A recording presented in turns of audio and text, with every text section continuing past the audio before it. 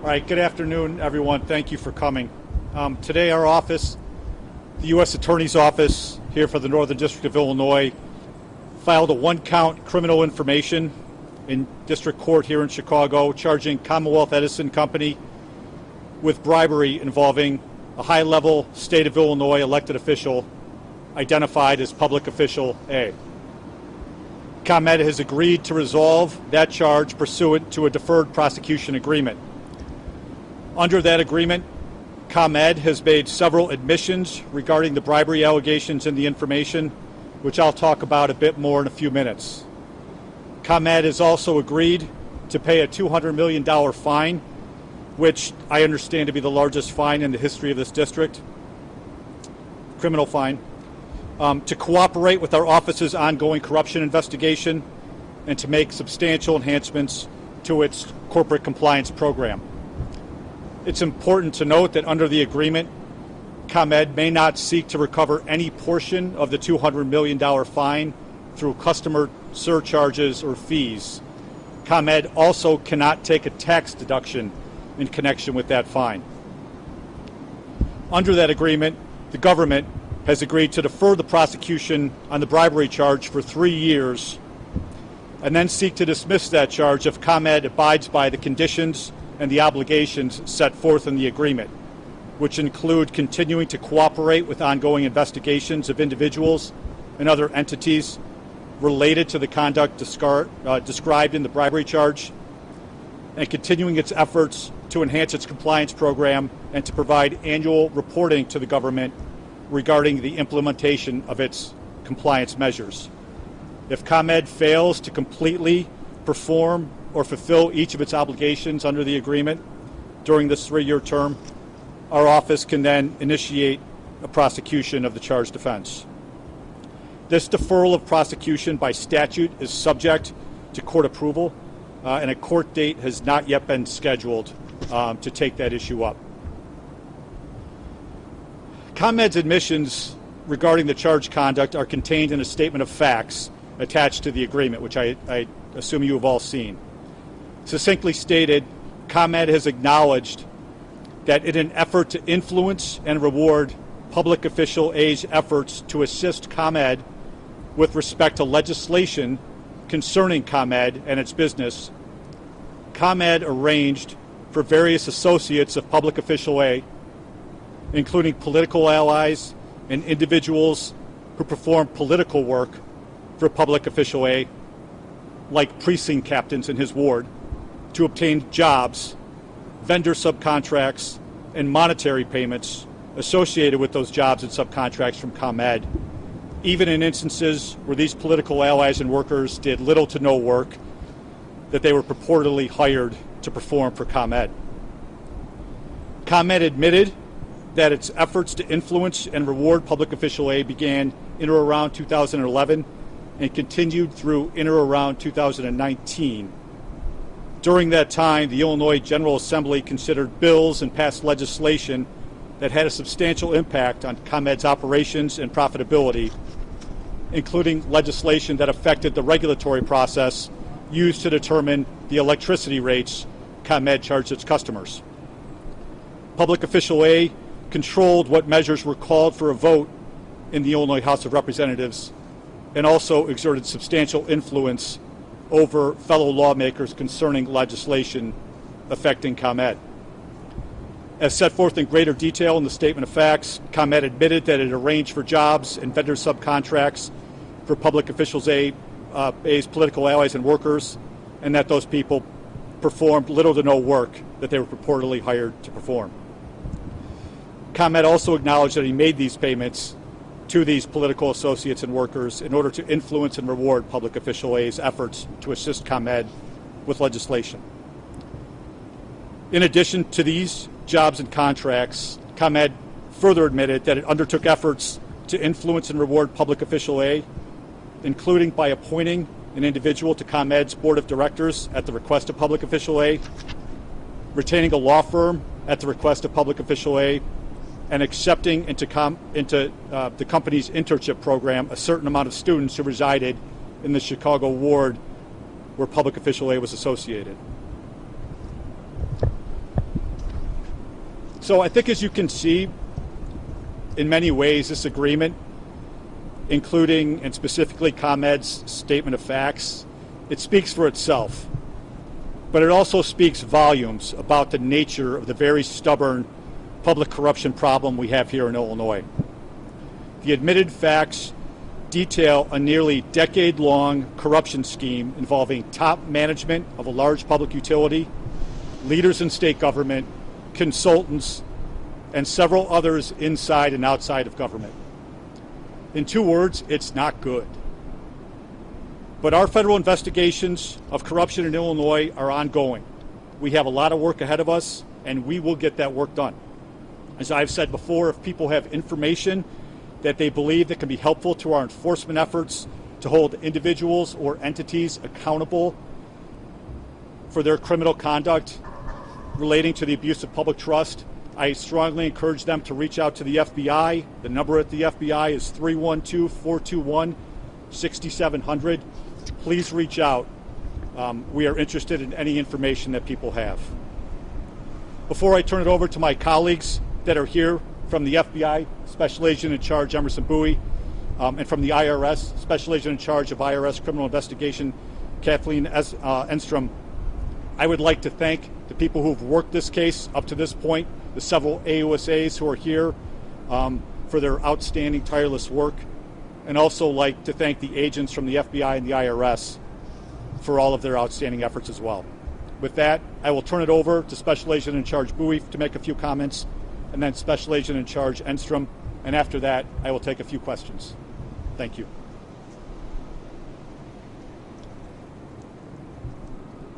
Thank you, Mr. Louch. Again, good afternoon. I'm Emerson Bowie, Special Agent in Charge, Federal Bureau of Investigation. I echo Mr. Louch's comments, and first and foremost, I would like to commend the FBI and IRS agents and Assistant United States Attorneys for their dedication and hard work on this investigation. Public corruption remains one of the FBI's highest criminal priorities today. Upon my arrival 9 months ago, I assured the citizens of Chicago that the FBI Chicago Division would not lose that focus. Today's events clearly demonstrate that we have not. These events also demonstrate how far the reach of corruption can go. If left unchecked, it doesn't just affect areas most people associate with corruption, but can infiltrate businesses and corporations and trickle down to the customers those corporations serve. Again, the FBI remains committed to pursue allegations of public corruption against individuals, groups, and organizations. And I thank you for your time.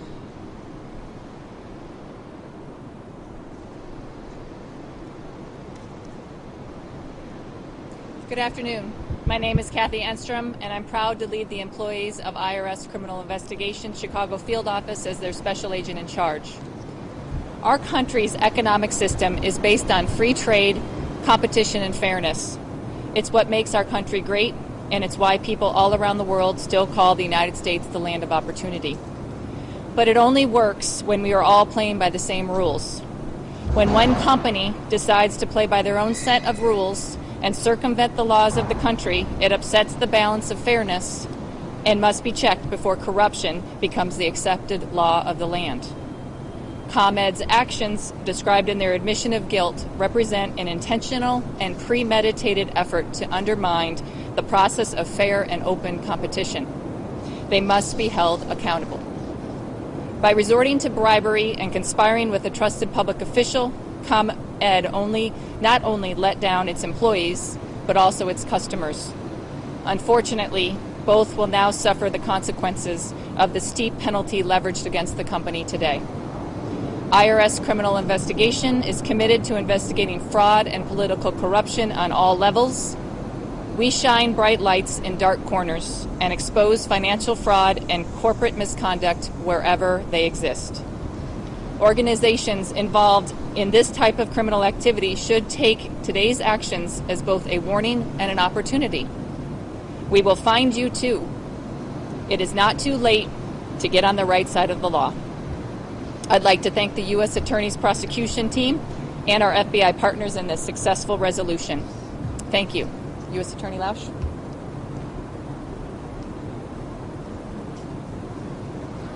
And with that, I'll take a couple of questions. As you know, I'll be confined to the four corners of the agreement and the statement of facts, but I'll do my best to answer your questions. Yes. Is public official A Mike Madigan? Why aren't you saying his name today? And if it is, whoever it is who's not him, why is he not indicted? Our investigation's ongoing. Not going to comment on the identity of public official A at this point because public official A has not been charged with anything. So, our investigation's ongoing is all I can say at this point. Yes.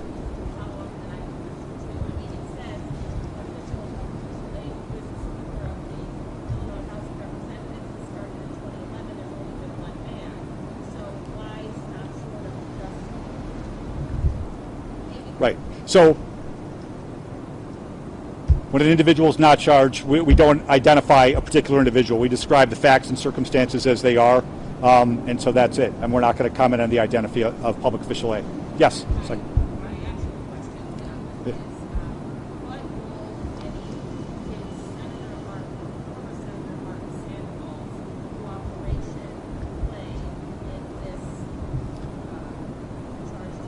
Okay, I appreciate the question, but I'm not able to answer that question based upon the four corners of what's here. Yes, sir.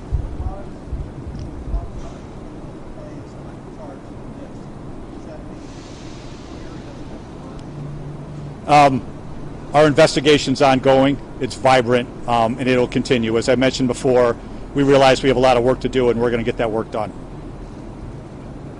Yes.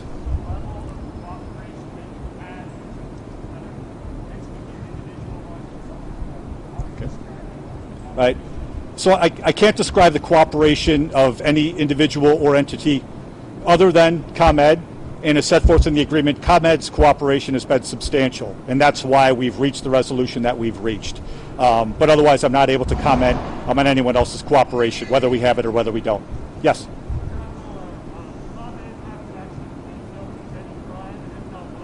Okay, so the way that the DPA is set up is an information is filed, and then it will go before a judge. I believe Judge Ness has the case.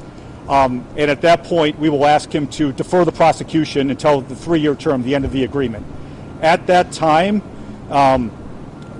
assuming ComEd complies with all the obligations, we would dismiss the charge at that time. So they would not plead guilty to any particular charge. That said, as you see, there's a detailed statement of facts which makes several admissions in connection with this case. If ComEd were to somehow breach this agreement, at that point, we as the U.S. Attorney's Office would be to proceed on this charge and other charges and prosecute them. But would it be ComEd?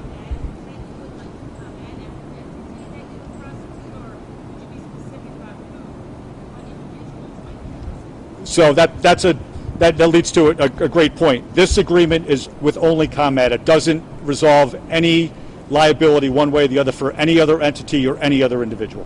So Ann Commissiory, obviously was the head of ComEd. Where does it stand with her today? Is she part of the cooperation? Right. I'm not going to make any comment on that. Yes.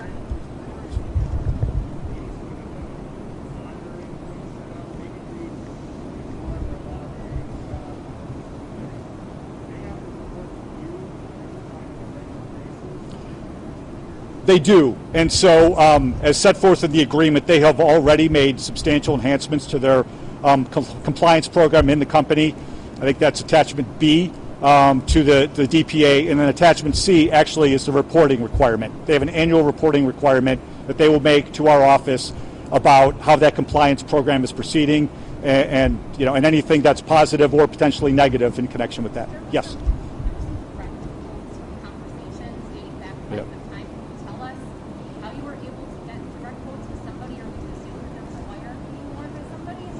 I'm not able to comment whether how particular quotes were gathered because it's outside the four corners of the indictment, but there are direct quotes that are in the statement of facts. You are correct. Yes.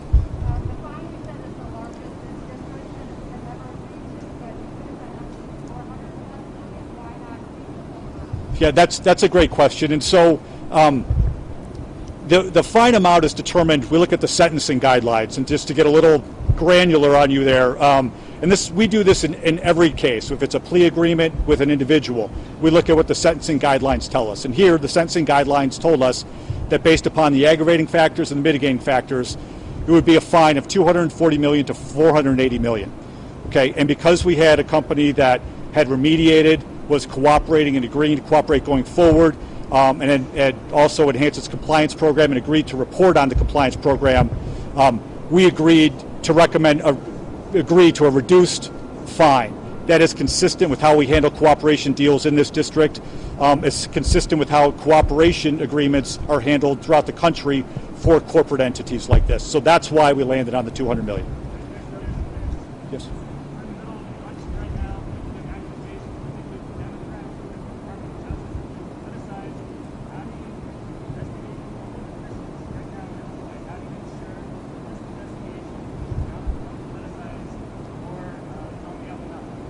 Yeah, I mean, the reason is because that's our job. Our office and the FBI and the IRS, we work here. We do our job without fear or favor, without any political influence whatsoever, and we follow the facts where they lead. And so, I haven't seen any criticism of that, and it's completely meritless if anyone were to try and offer that. Yes.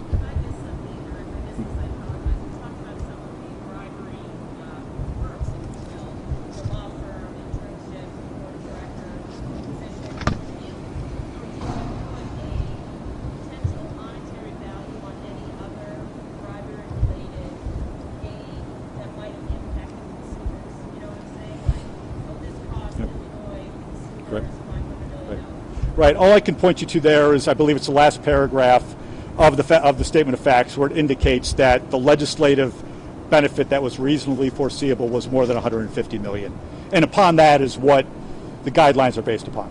Yes. Right.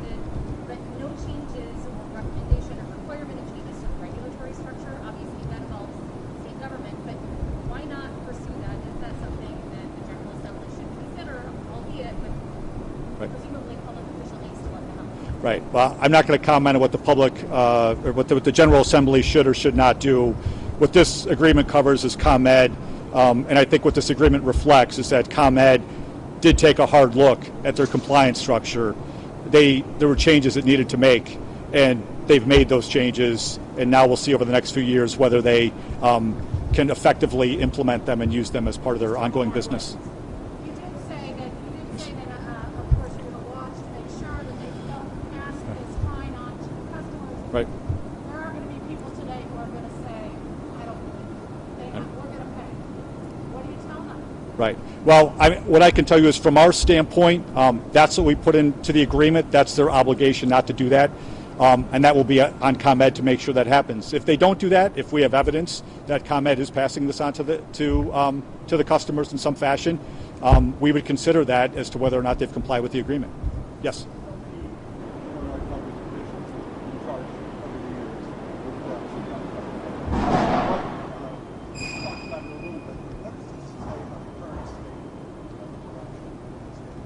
Right. So the question is, and I'm sorry for not repeating the questions throughout, but the question was, what does it say about the current state of corruption in Illinois? And look, it's not the first time that I've talked about corruption.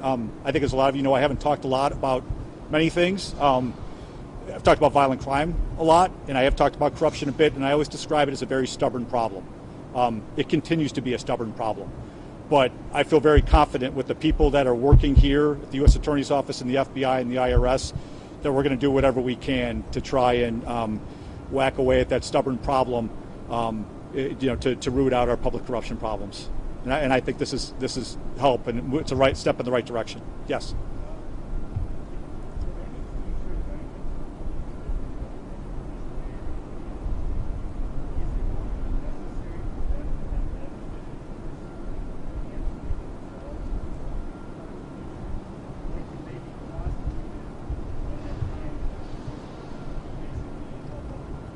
Okay, so the question is in prosecuting a public official, do they need to benefit personally, or can others benefit essentially? And frankly, that's a pretty complex question. It depends upon the nature of the conduct and whether it fits the particular elements of the statutes that are charged. And the short answer is sometimes a corruption charge is appropriate if it does benefit someone personally, and other times a charge is appropriate if it benefits someone else.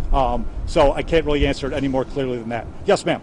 Given all non-public individual names and federal licenses, do you think your change should step down? I don't have any comment on that. Thank you. Thank you.